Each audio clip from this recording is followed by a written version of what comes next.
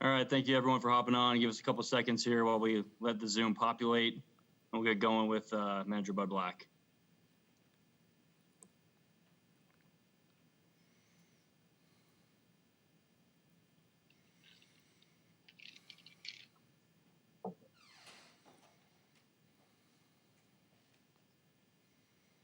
A question, go ahead and raise your hand. I'll call on you and unmute you. We'll go ahead and get started here with Ed Henderson. Ed, go ahead. Hey, buddy. Hey, Ed. I just wanted to ask you, do you feel, based on about a week at camp now, that the various facets of the game are coming together well for you in terms of the development that you've seen and the progress you've seen so far with these guys? You know, Ed, I've mentioned this a couple times. I think the work that the players did during the shutdown has been evident here the first 5 days. The guys are in great shape. Their legs, their arms, their swings, the physical part of it. I'm really, really proud of our guys. The coaches and I have been really impressed. The energy level's been great. Guys are excited to be back on the field. Being back together. Working towards July 24th. It's been really cool. So, as far as that, I think we're accomplishing a lot just because of the shape that the players are in. They're getting a lot of swings in. They're getting a lot of ground balls. We're covering some fundamentals. We're covering, some things that we do as a team defensively and offensively. So, so far, so good. Buddy, would you say that you have any concerns so far? Is there anything that perhaps you're missing at this point? No concerns. I'd like to think that the Charlie situation will get resolved fairly quickly. We're at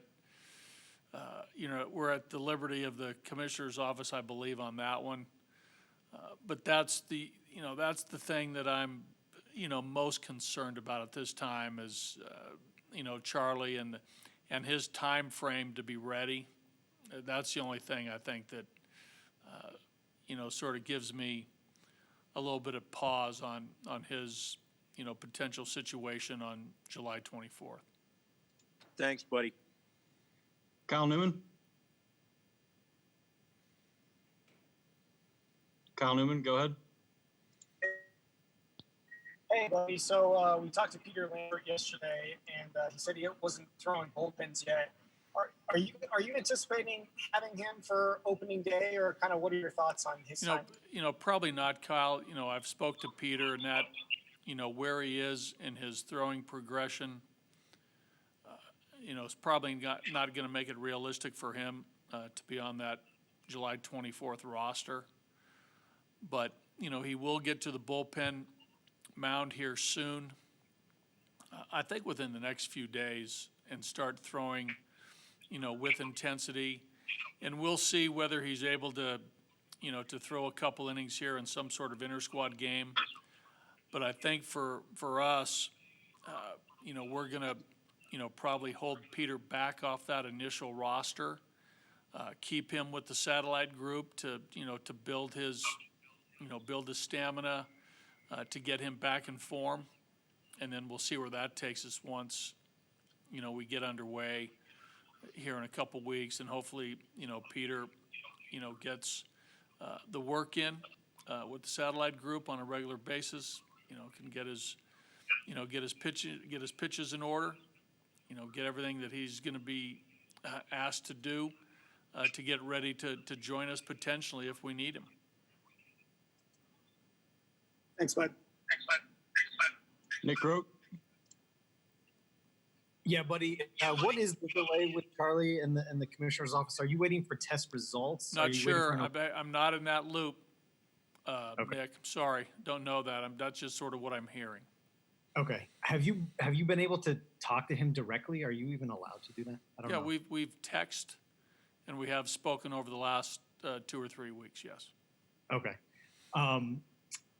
Separately, the workouts at night. Are you trying to dodge the heat a little bit? Are you getting them used to the lights? What? A combination of everything. As you know, it's been really hot here of late here in Denver.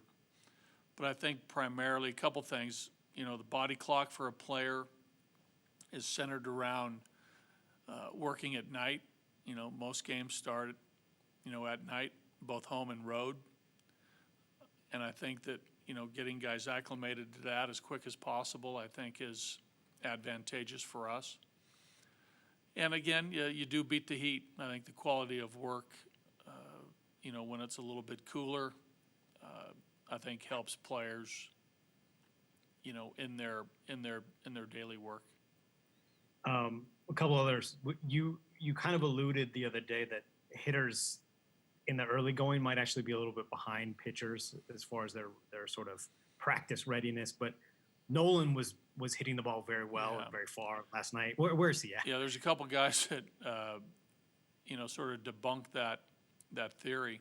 Nolan, for one, he swung the bat great last night. I think, in his little segment with his group, I think he had, six hits out of 7 at bats with a couple homers. So he's swinging great. I think Murph swinging the bat well. Max had a couple good swings. So again, I think the pitchers are still working into shape. I thought there might be a little bit of a challenge for the hitters on the velocity initially, but they've seemed to have caught up here pretty quick. So these are competitive at bats and competitive challenges between our pitchers and our hitters, and I think it's been great. So. We're going to continue that. We got a little short one tonight, and then tomorrow, you might, if you come out tomorrow, you might see more of a game type atmosphere tomorrow night. Okay, and then we were wondering up in the box last night. At one point, I don't know if you saw it. At one point, Stu Cole turned a really nice double play playing shortstop, but then he was hobbling pretty hard. Did he pull something? Is he okay? I think he spent a few hours in the training room under the care of Keith Duggar. But knowing Stu like I do, he's a gamer. He'll be out today coaching his butt off, whether he's injured or not. He truly is a guy that can suck it up and get it done. So I'm glad I'm glad that you were aware of his health. Thank you, Nick. I'll pass that along to Stu. Awesome. Thank you. All right. Doesn't look like we have any more questions. That was a good one to end on. So thank you, buddy. Appreciate it. Okay, Corey. Thanks, guys.